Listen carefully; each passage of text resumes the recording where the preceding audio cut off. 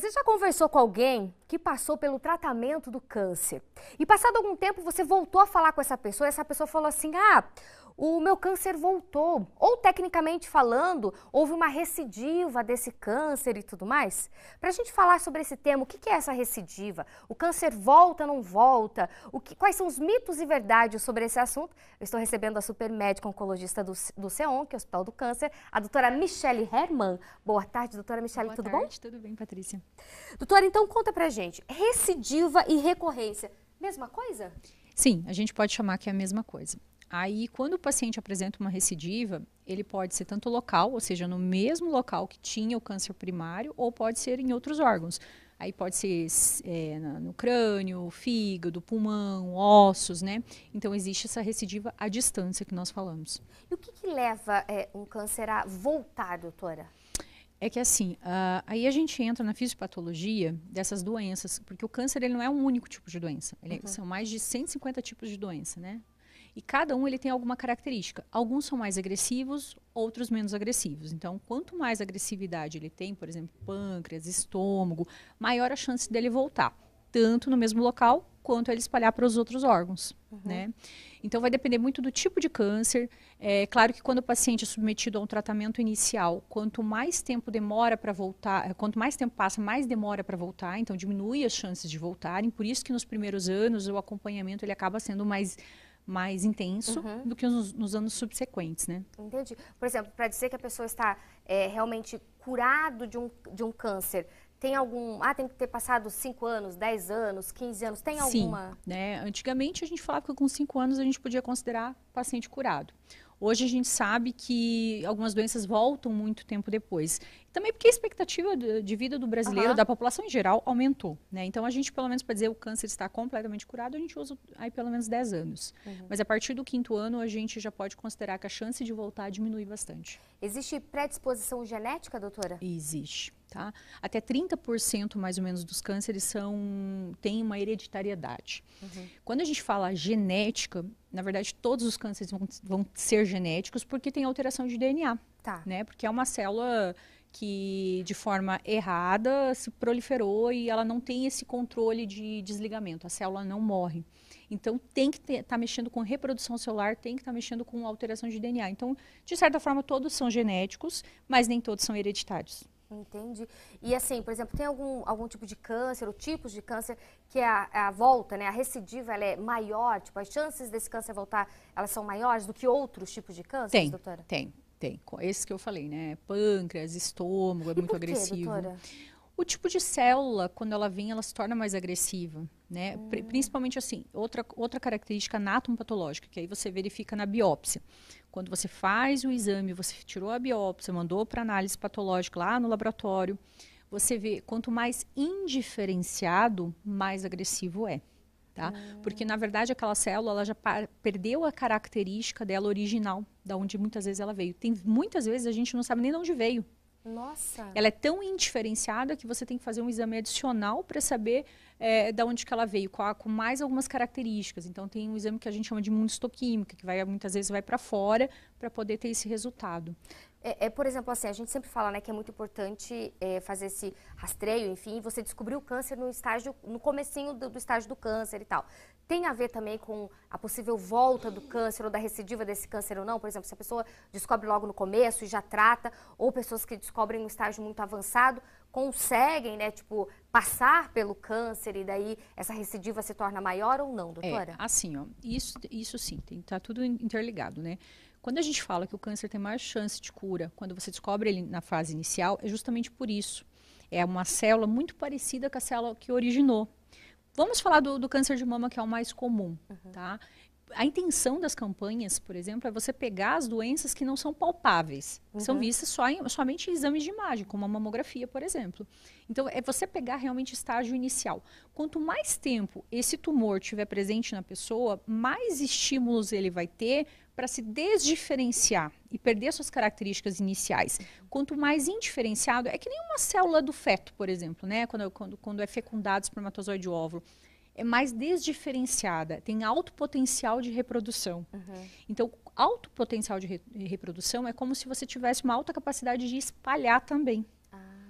Então, a agressividade está muito ligada nessa diferenciação celular também.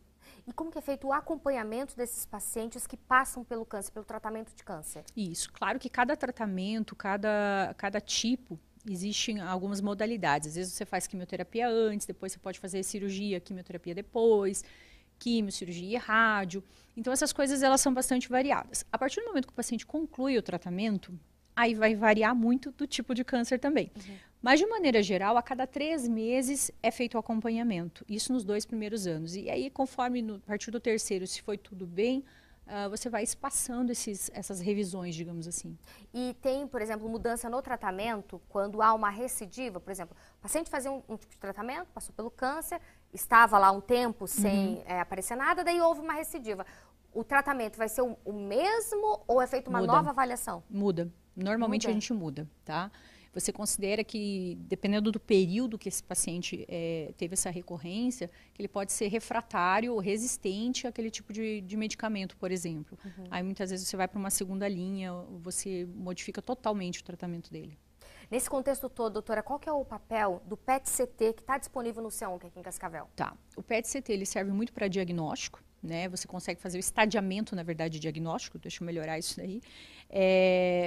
Você consegue ver a extensão da doença, até onde ela vai, né? Ele é um exame completo que pega o corpo inteiro. Ele só não é tão bom para alguns determinados pontos, mas isso é uma conversa um pouquinho mais à parte.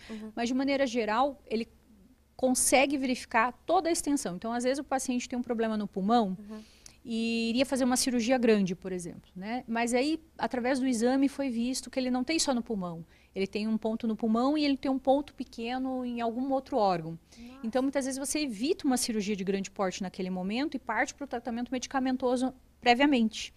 E dependendo da resposta que esse paciente tem, você pode avaliar a sequência de tratamento, inclusive a cirurgia. No caso de um paciente que está em acompanhamento, surgiu uma suspeita, tem uma lesão, que você não sabe se essa lesão é câncer ou não, muitas vezes ou você vai fazer uma biópsia novamente, mas dependendo da localização é difícil, então você faz o exame de PET-CT para ver se aquela lesão vai captar e se tem outras lesões também. Então você consegue planejar o tratamento do paciente de forma mais adequada. Então, é uma tecnologia que veio muito para auxiliar na medicina como um todo, doutora, principalmente oncológica. Completamente. Mudou, assim, diversas condutas, né? Percebeu-se, por exemplo, que muito paciente que iria para alguma cirurgia de grande porte inicialmente, você evita essas cirurgias, você já testa a resposta do paciente ao tratamento. Olha. E deixa para um segundo momento. Então, mudou bastante, assim. Que bom, viu? A gente torce sempre pelos pacientes, né? Porque ninguém, claro, quer descobrir um câncer, Deus o livre. Mas a gente sabe que se porventura acontece, a gente consegue lançar mão de tecnologias que nos auxiliam nesse tratamento, né? E isso também é muito importante para chegar à cura. Mas falando em câncer também, a gente tem que falar sobre prevenção, né, doutora? Como é que a gente faz? Porque acho que a prevenção ainda é clichê, mas ainda é o melhor remédio. Sim, sem dúvida, né? Claro que aquele paciente que tem história de câncer na família, você tem que ter um acompanhamento mais intensivo, né? Tem que ser feito um acompanhamento mais dedicado, digamos assim. Mas, de modo geral, a prevenção se resume a você fazer os exames que a gente chama de check-up, né? A mulher ir no ginecologista, o homem ir no urologista, participar das campanhas quando elas existem, isso ajuda bastante, e exames direcionados. Tá? A grande maioria eu indicaria isso.